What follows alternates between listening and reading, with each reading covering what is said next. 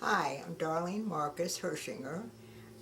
My birthday is December 17th, my birth date rather, December 17th, 1926.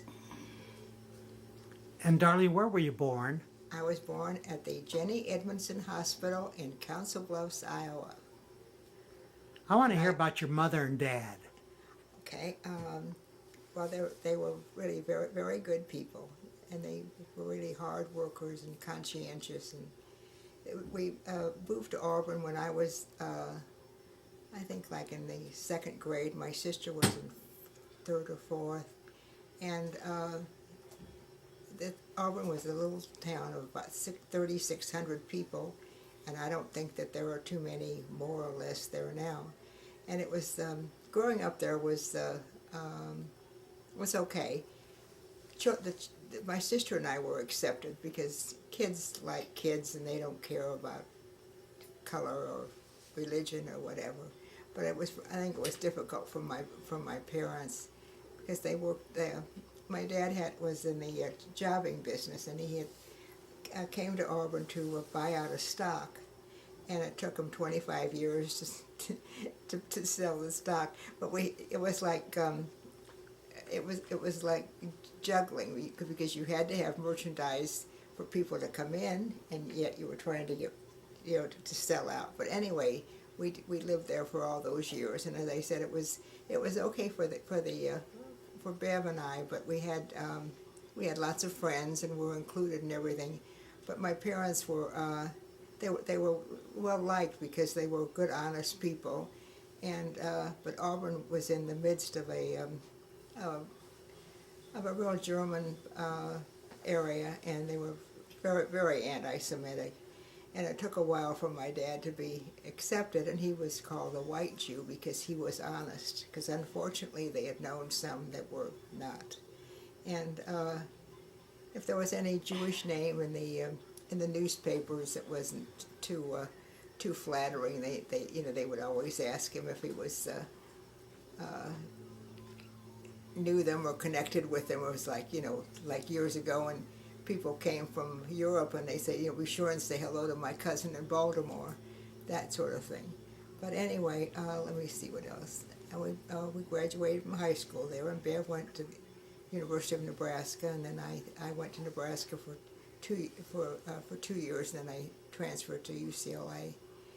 And let me see. I want to hear about your dad and mother. Tell me as much About as you my can dad and my about them. mother.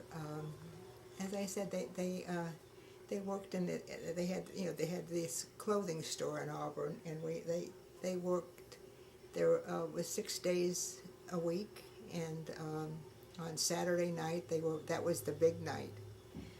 They were open till 9 or 10, and it was a hard life. My dad used to go to St. Louis and New York and whatever on buying trips, but my mother was very used to take care of the store while he was gone, and it was and then we'd go into Omaha, fairly frequently, and go to movies. I remember in Auburn, movies was 35 cents for adults and 10 cents for children. They changed it 3 times a week, and we went very often. And you have to remember, what the only real communication we had was the radio. And my dad was always very interested in politics and current events. And Did you and your sister work in the store at all? yeah, oh yeah, yeah. What kind of jobs did you have? Well, we would would help to take the money or give change, and you know to sell if it was something like socks or something that was that was easy to sell. And in those days, if I'll never forget, my father just loved children. He just adored children, and there was this one little boy who he used to cry every time he came in because he had been a sickly child, and the only person that he had ever seen wearing a suit was the doctor. And then he associated that with my dad, because my dad always wore a suit and a tie to the office, and he always had candy and toys for the children, and just would pick up any baby, clean, dirty, runny nose or whatever. But just he really did love children. And my mother worked in the store too, and they both worked very hard. Well, we had a hired girl in Auburn, and at that point she was making $3 a week, and very glad to have the job. I mean, that shows you how old I am. And let me see what else. Were you and your sister very close? Yes, very close. We were just 20 months apart. Let's go back and talk about your grandparents in Council Bluffs. Oh yeah, of course my grandmother was just a love. She used to bake. Oh, she used to decorate all the time. She'd have changed the wallpaper, and sometimes her taste wasn't exactly the greatest in the world. But then we didn't worry about it, because next year she'd change it to something else again. And what I remember, they had a swing on the front porch, and we'd sit on the swing and go back and forth, and she'd tell us stories about when she was a little girl. And then she used to take half an apple and scoop out the inside so we wouldn't eat the peel. It's strange how you remember things like that. But she. And then, as I said, my mother said my grandfather used to make wine, and I have it down in the, I guess it was a cellar or a basement or something. I still remember those steps, and he really enjoyed doing that. And he was a very sweet man. He was just as clean and caring as anybody could be. What was your grandmother's maiden name? Perlmutter. And were they married in Europe? Oh, sure, yeah. And you had, as my mother said, my grandfather came here before he brought the rest of the family over, and then he went back, and then that's when my mother was conceived, and then he went back alone, and then they came over later. and they're what? How many children in all? I think they're either 5 or 6. Do you remember them very well? Yes, I do. Their names? I mean, my mother's brothers, oh yeah, there was Sam and Beryl, and Sarah and Ann and Sam. So there were 5 that I knew. I guess there was another brother, but he died before I knew him. Were there a lot of cousins in the family then?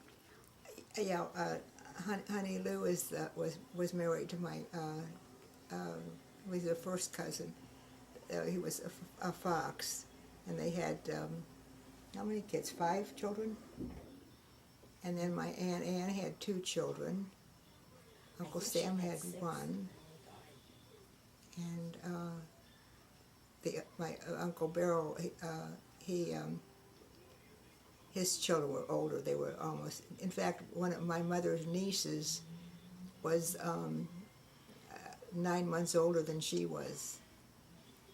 And then there's always a question about my mother's age, because Jenny, the niece, found some papers years and years ago that showed that she was a year younger than she thought she was. So that, of course, made my mother a year younger. So that's why we really aren't for sure about how old she really is. Did your grandparents become citizens? Yes, in fact, I still have my grandfather's naturalization paper. I think it cost like 50 cents that time. I came across it the other day when I was looking through some papers. Going back to Auburn, how was growing up and going to school there? Well, as I said, for my sister Bev and I, it was fine, because we liked the people that we were involved with, and we didn't well, of course in those days you didn't really date the way you do, but we went in groups, and then we had our little boyfriends and that kind of thing. But it was for adults, it was a very anti-Semitic community. How was it then when you did move back to Omaha, wasn't it? Yes, and strangely enough, I never went back. I never went back to Auburn. Have no desire to go back? Not really. Now I think I'm getting a little curious. I'd like to see if there were any changes, but I really didn't. I didn't really care about it in those days. Looking back, it was we missed a lot by not having a more not Jewish relationships, but just having a mixed, heterogeneous kind of a thing. What can you tell me about your father's background, his side of the family? They were all very very good. They were very successful people, and they were very bright. I think even a couple of them would have gone to to college, and they were really very good, quiet-spoken people. Was your father born in this country? No, he was from Romania. And did they speak Yiddish at home, or was it No. always English? We didn't speak Yiddish at home. Because I learned a little bit because of being with my grandparents so much. But no, we spoke only English, and they didn't have. Strangely enough, they didn't speak with an accent either. I don't know how that came about, but there's nothing wrong with it. But especially in a Gentile community like Auburn was, it was just better that he didn't. Do you remember your trips into Omaha when you were living in Auburn? Yeah, it was 60 miles from Auburn. It would take I guess an hour and a half or two, and we would have a little nap in the back seat of the car because on the way home. And it was an event. We went in quite often. And how about Jewish holidays? Did you go into Omaha or to Council Bluffs? Yeah, we'd always go in for the holidays. Of course, Bev and I didn't have any formal Jewish education because they're just we did. And then nowadays, people would go in, take the kids in once a week for Sunday school, but you just didn't do it then. I mean, the weather conditions and just the whole thing. It was just a whole different way of life. And you mentioned that you'd gone to school at the University of Nebraska. Yes, I went to Nebraska for 2 years, and then I transferred to UCLA. Is that when you moved? One of Honey Lou and I's close friends lives here, Dottie Berger, and so we were trying to figure out how many years we had known each other, and it was like 60-something. Can't believe that. And you stayed in California from that time on? I stayed, let's see, I graduated from school, and then I worked here for a couple of years. And then my dad, they still lived in Auburn at that time, and my dad said if I would move back to Omaha and live with them, that he would sell the business and move to Omaha, because he was in his 60s at that time, or not particularly well, but he had high blood pressure, and that's what he subsequently died from. But anyway, so I that's what I did. So I went back to Omaha. I met my husband, and then we were married, and he was with a System Development Corporation, and they transferred him to New Jersey. It was shortly after Debbie was born, and so we went to New Jersey for we were there just for a few months. No, I was pregnant with Richard, my son, and we left Omaha like in April, and Richard was supposed to be born in October. And so then we got to New Jersey, and then this company, in their infinite wisdom, decided that my husband was more important to him at the SAC Air Base in Omaha, since he knew all the ins and outs of the whole thing. So they decided that we should come back to Omaha. So after all the going away parties and the tears and the hugs and the kisses and the whole thing, back we go. So then poor little Richard didn't know where he was going to be born, because he had so many obstetricians at that point. But anyhow, so then we were in Omaha for about 9 years, and then they transferred Kurt back this time to California, which was great because my sister and her husband had recently come here to live, and that was the first time in all those years that Bev and I had lived close to each other, and it was really very, very pleasant, and that's how it all began. And you've been here since? Been here since, and a native born California, that's all. Tell me about your children. Oh, they're great. They really are. I have a beautiful redheaded daughter who gave me a beautiful little granddaughter, and then my son Richard is a dentist, and he's again 20 months.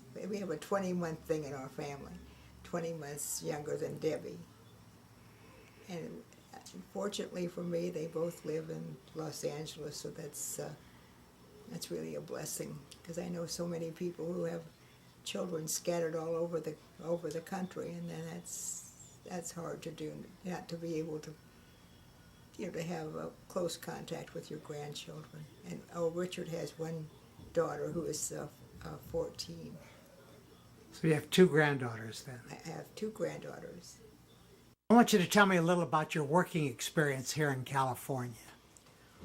When after I graduated from UCLA, and I really always was interested in journalism, so I thought best thing to apply is to go down to the LA Times. Well, they interviewed me, and they were very nice, and they kind of pat you on the head and say, "Aren't you cute? But you really don't have any experience. Go out and get some experience, and then then come back." So, thinking back, what I should have done was to even to volunteer to work for a throwaway paper to get some experience. But since I didn't do that, so then I don't remember, I had a couple of secretarial jobs, and then a friend of mine was working at the William Morris Agency in Beverly Hills, and so then she was able to get an interview from me, and so I worked there, and it was such a fun job. And I think the first day that I was there, they were screening a movie which was across the street on Cannon Drive, and going to the movies at 9 o'clock in the morning was really a big thing for me. And the man that I worked for was a literary agent who naturally didn't like to read, so I used to read the scripts, and if it was, if it was something that I thought was really fantastic, then I would give it to him. But most of them were not. They weren't giving me to say one thing or the other, because they had a lady who that's all she did was read scripts. But it was a great job, seeing all the movie stars and hearing all the inside stuff, and it was great. Then after I worked there for a couple of years, or even more, and then that's when my dad became ill and wanted me to come back to Omaha. So then I went back to Omaha, and then I started working for Richard Einstein at the Brandeis store, and that was another fun job, because I was so fond of Mr. Einstein. He was just the greatest. Had a wonderful sense of humor, and every Monday morning we'd have like a Monday morning quarterback thing. We were discussing the weekends and what I did and the whole thing, and I just loved him. And as you might have detected, my son's name was Richard, and I really think I named him after Mr. Einstein. And that was about the scoop. But we had it was really a wonderful work experience. It wasn't work; it was more like fun. So I've had mostly fun jobs. After we moved back to California, I volunteered at the West Valley Hospital, which was just a couple blocks from home, and that was also very interesting. Then Kurt had a heart attack, and I decided I should get my act together, and because I did have a degree, but I didn't really have any specialty, and I had taken education courses just as a kind of a backup. But I decided that it would be good to go back to college and get my teaching credential. So after a year and a half, I got my teaching credential, and I substituted for about a year or so, I guess, because the children were still in elementary school, and I wanted to be around, for their activities and so forth. So then, with the hours that the teaching presented, I realized that I really could teach full time and get all the benefits, and that's what I did. And then I taught for several years and really enjoyed it. It was just I think I taught usually the 4th, 5th, or 6th grade children. And I love babies too, like my dad, but I really enjoy teaching the little older ones more, so that's why I chose that. And it was a good experience too, and I came across some things the other day with some kids had written me some nice letters and cards and things, and it was gratifying, and it was a good experience. Of course, my blood pressure has gone down considerably since I stopped teaching, but that goes with the territory. I just want to remind my children, Debbie, Richard, Debbie, and Emma, and Drew, just how very much I love them and wish them everything good.